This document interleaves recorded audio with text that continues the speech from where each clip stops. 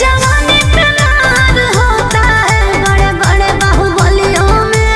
मेरे जवानी पे मार होता है बड़े बड़े बाहुबलियों में। देखी चोली के चीज गे रानी, छौड़न के बढ़ो परेशानी।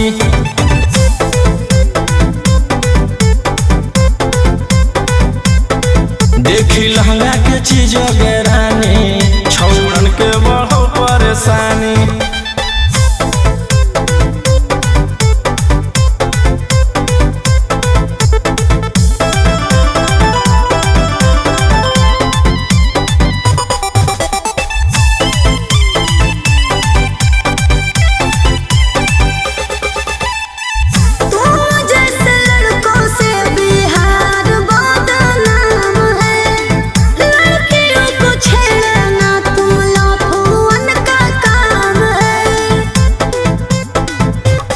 ऐसे चलही त जवानी पर अटैक हो जइतो। लइकन छोड़ छौड़ी बुढ़ावो के हार्ट अटैक हो जइतो। आग का गोला बुझो न पानी। देखी चोली के चीज गे रानी, छौड़न के बढ़ो परेशानी।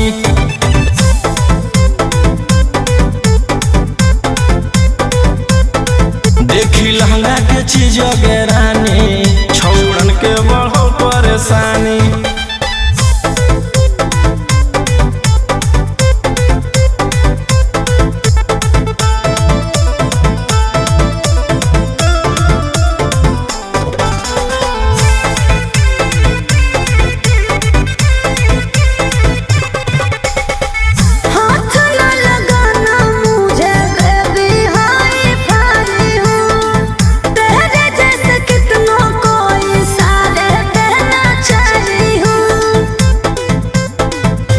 रौशन रोहिया के नजर पर जखनी चढ़ जाइमी।